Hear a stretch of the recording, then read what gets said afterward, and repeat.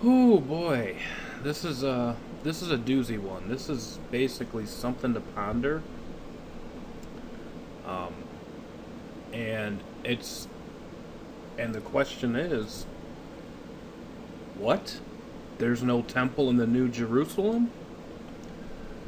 Uh, well, um,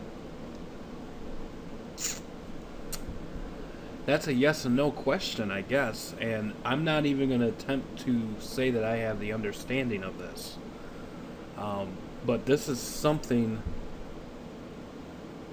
to ponder and something to possibly look at.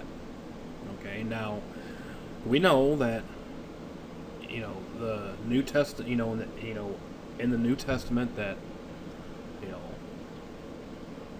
that it states that God dwells not in temples made with hands, and that we, the church, are the temple of God, and these types of things. And well, when you look at Revelation 11:1 and 11:2, and you flash forward to 11:19, well, 11:1 and 2, a lot of people like to think that this is talking about a physical rebuilt temple in Jerusalem. But again, um, when you look at this carefully, it is talking about the church because we are the temple of God. Okay. Um, but there's something interesting that we have to consider regarding heaven. Okay. And regarding the New Jerusalem. And hopefully this will prompt some further study. I mean, it's very unique, and it definitely throws a monkey wrench into a lot of preconceived ideas um, regarding a temple in the millennial reign and these types of things, and afterwards. Because if we are the temple of God, as what Corinthians states, and God does not dwell in temples made with hands, and we are built up and we are considered lively stones, built up a spiritual house, as what Peter states, then what about this temple of God that's opened in heaven? What is this? Okay? Because clearly you see the word temple being used here and here in Revelation 11:1 and 2. And there was given me a reed like unto a rod, and the angel stood, saying, Rise and measure the temple of God, and the altar, and them that worship therein. But the court which is without the temple leave out, and measure it not, for it is given unto the Gentiles, and the holy city shall they tread under foot 42 months. Okay. And then you flash forward to Revelation 11:19. This is a temple of God that's opened in heaven. Okay. But it doesn't stop there. Remember, there are things in the Bible which may seem contradictory, but they are not contradictory.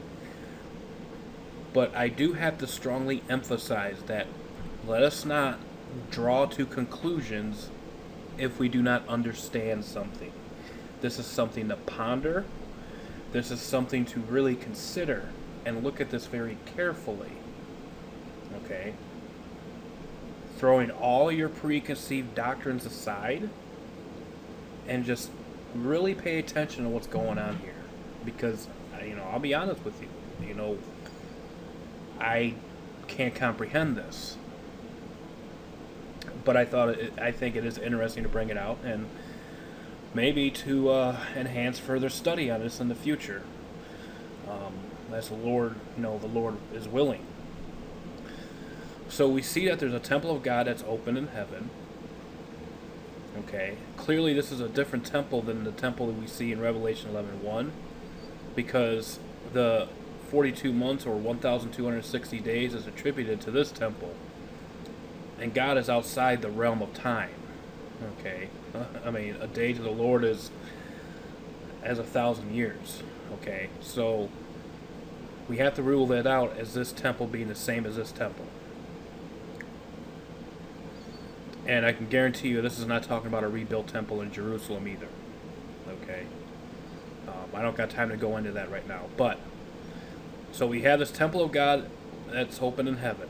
Now, if we flash forward to Revelation 21, and in verse 10, and he carried me away in the spirit to a great and high mountain, and showed me that great city, the holy Jerusalem, descending out of heaven from God.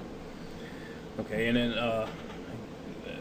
the angel describes to John the measurements and, all the things that are attributed to this glorious, heavenly, holy Jerusalem.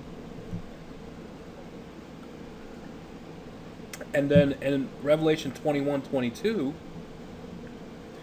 and I already looked at the Strong's numbers. This word is the same word that's used in Revelation 11:19, 11:1, and 11:2. And it's also the same word that's used in describing about the man of sin sitting in the temple of God and these types of things. So I already looked that up. But in Revelation 21:22, it states, and this is talking about the Holy Jerusalem. Now, if the Holy Jerusalem descends out of heaven from God, then that must mean the Holy Jerusalem is in heaven right now. Right? And in order for it to be descending out of, it must have already been there. Okay? That's just how I'm seeing it here. I may be wrong, but then in verse 22 in Revelation 21, it states, and I saw no temple therein. For the Lord God Almighty and the Lamb, who is Jesus Christ, or Yeshua, are the temple of it. So the Father and the Son are the temple of the Holy Jerusalem. So John has not seen a building that represents a temple within the within this holy city. Is that fair to say that? Well, obviously I think so, because I think John would know what a temple is. Obviously he lived in Jerusalem when the second temple was still there. Okay. And with this holy Jerusalem, he sees no temple therein. And he goes on to state, for the Lord God Almighty and the Lamb are the temple of it.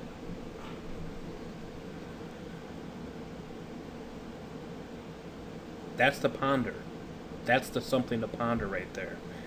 Now, I dug up a couple scriptures in the Old Testament that might be a good starting point for to look into, because this is very unique.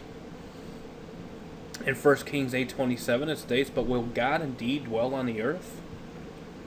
Behold, the heaven and the heaven of heavens cannot contain thee. How much less this house that I have builded? Okay. And in 2 Chronicles 2:5 and 6 it states, and the house which I build is great, for great is our God above all gods. But who is able to build him a house, seeing the heaven and heaven of heavens cannot contain him? Who am I then, that I should build him an house, save only to burn sacrifice before him? And see, the temple that was built with hands was only built to serve as a place of sanctuary to burn sacrifices to God. Okay, when the sacrificial system was still in place. That's all it was for. That's what I'm getting here. Okay. Now, in 2 Chronicles 6:18, it says, but will God in very deed dwell with men on the earth? Behold, heaven and the heaven of heavens cannot contain thee. How much less this house which I have built? And then in Isaiah 66:1-4 it states, thus saith the Lord, the heaven is my throne, and the earth is my footstool. Where is the house that ye build unto me? And where is the place of my rest? For all those things, meaning the tools that were made to build the temple on earth, hath my hand made, and all those things have been, saith the Lord. But to this man will I look, even to him that is poor, and of a contrite spirit, and trembleth at my word. He that killeth an ox is as if he slew a man. He that sacrificeth a lamb, as if he cut off a dog's neck. He that offereth an oblation, as if he offered swine's blood. He that burneth incense, as if he blessed an idol. Yea, they have chosen their own ways, and their soul delighteth in their abominations. I also will choose their delusions, and will bring their fears upon them. Because when I called, none did answer. When I spake, they did not hear. But they did evil before mine eyes, and chose that in which I delighted not. That's really all I'm going to say on this. I am not going to even attempt to figure out an interpretation at this time. All I can say is in Revelation 21:22, it states that there is no temple in the heavenly Jerusalem, and the holy Jerusalem that's up above. For the Lord God Almighty and the Lamb are the temple of it. But in Revelation 11:19 it says the temple of God was opened in heaven. This is not contradictory, but I think it is definitely worth a look at, and worth a study. If God, Lord willing, is to reveal this to me, then maybe I'll go further on this aspect about this no temple in the holy Jerusalem. But like I said, all I'm doing is presenting the verses, and that's all I can do, because I don't know. I do not know. So truth be told, truth be known, stay safe, God bless, and we'll see you next time. Bye-bye.